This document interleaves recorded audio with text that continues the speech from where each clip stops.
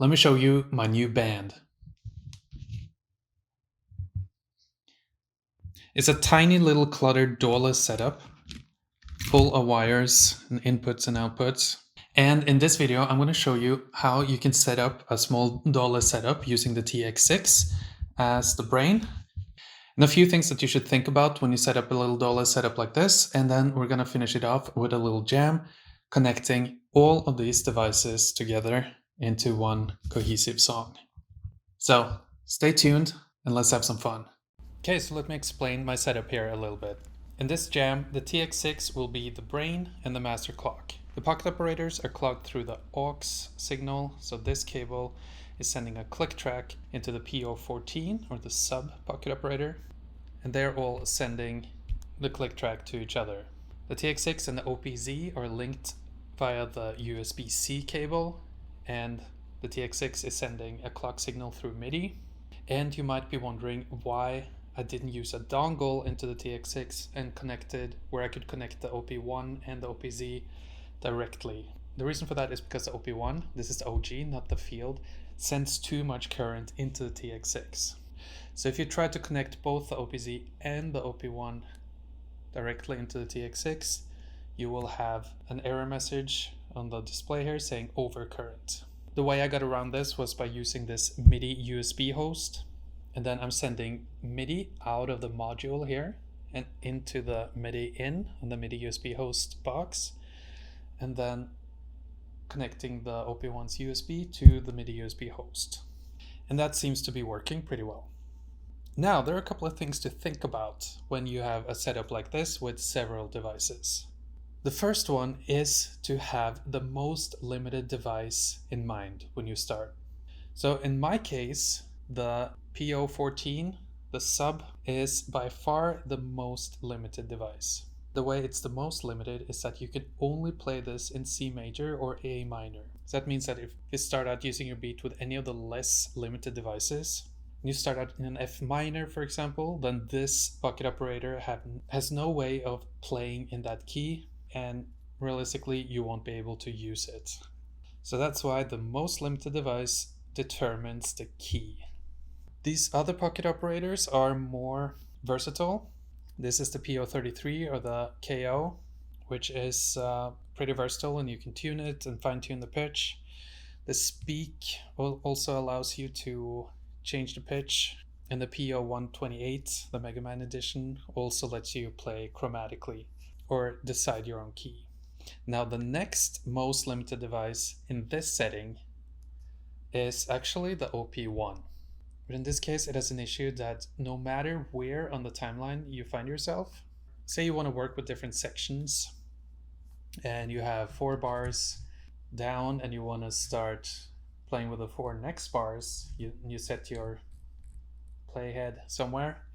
No matter where you set your playhead, when you press play on the TX6, it will jump back to the start of the tape. So you can see here now it's on 10 seconds.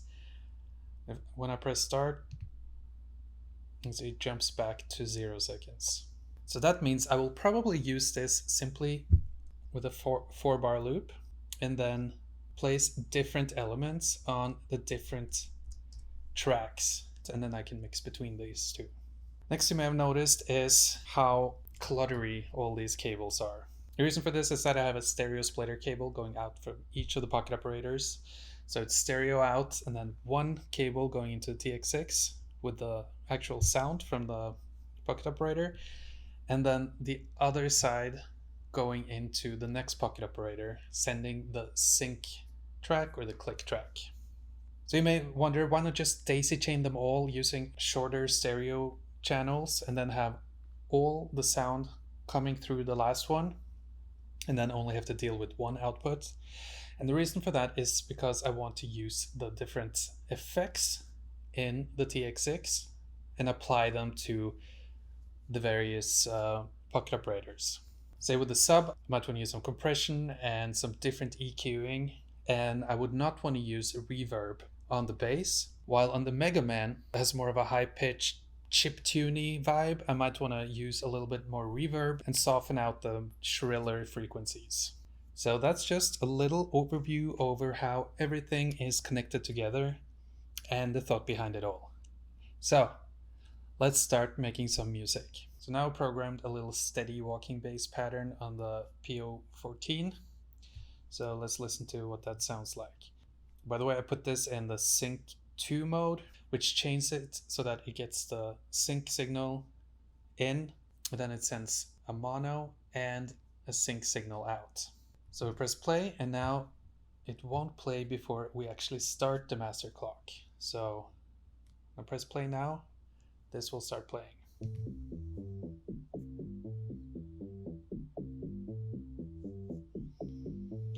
So this is very simple, but the beauty of the PO14 is that you can add different effects and play patterns. So we can play around with that a little.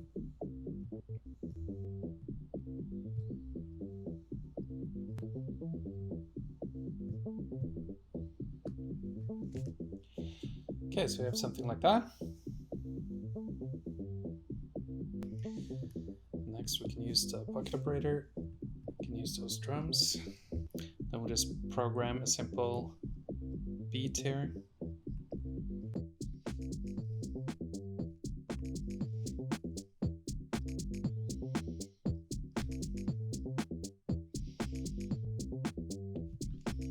Then let's move on to something harmonic or something melodic. I think I'm going to start with some chords. So I'm going to use the OPZ for that. Okay, so here's a sample. I think that's my voice. So let's do... Need this 4 bars.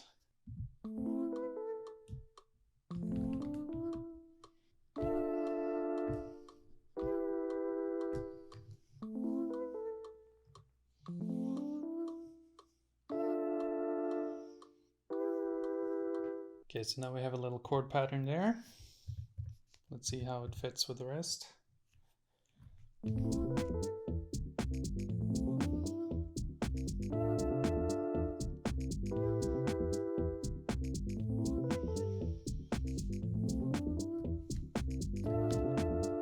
Okay, so it works fairly well, but I think the bass is a little busy and it competes a little bit too much.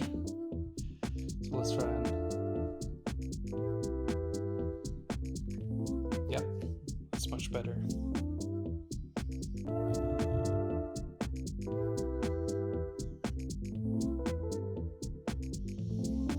There we go. So now we have no reverb on the bass and the drums. Now we have a big reverb on this.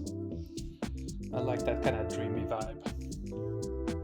Next I want to use the Speak, which is, I think the name is PO34 or 35. And this one is actually really cool, and I think it's a little bit underrated. And it was an impulse buy, but it's actually turning out to be one of my favorites. And this is a speech synthesizer. Here I have recorded this little phrase, which just says, I know you know. I know you know. Then you can select different synthesis engines for it. I know you know. I know you know. So this is just called neutral. I know you. This is called autotune. I know you know. Retro. I know you know. I know you. Noise. I know you. I know you. I know you. Robots. I know you know. This is just in fifths. I know you know. Vocoder. I know you know. I know you. Synth. I know you know. I know you know.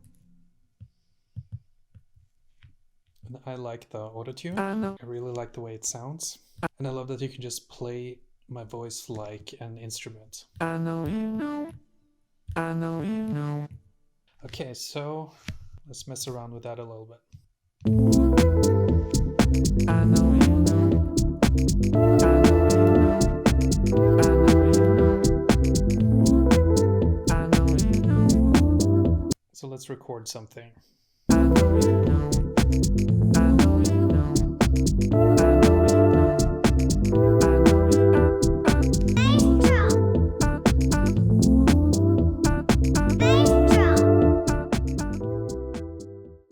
So there we have a little ad-lib voice thingy. Now, I'm going to talk a little bit about the Megaman. This is obviously a video game inspired synthy pocket operator, so I'm going to use this more of like a performance device that I will play live. So we can just show you an example.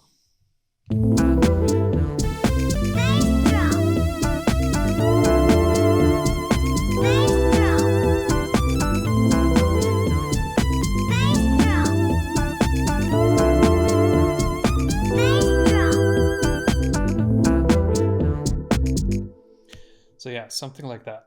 Next, let's do something with the OP1. So I'm going to try and fiddle around a little bit, see if I come up with something good.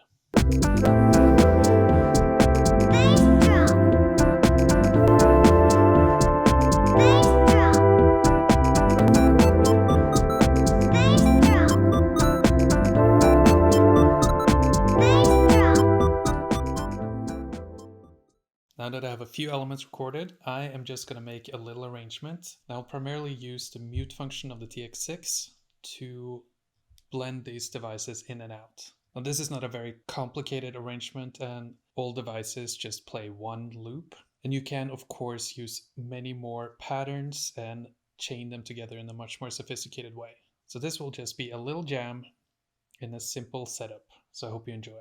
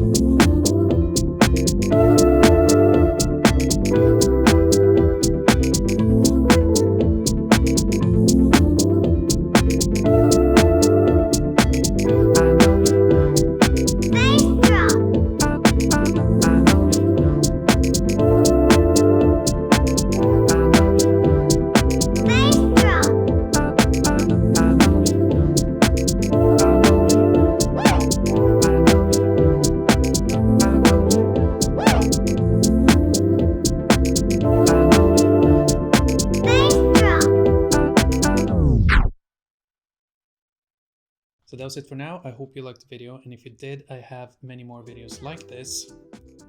So I'll see you in the next video, and in the meantime you can check out this video right here where I go through all the new firmware updates of the TX6.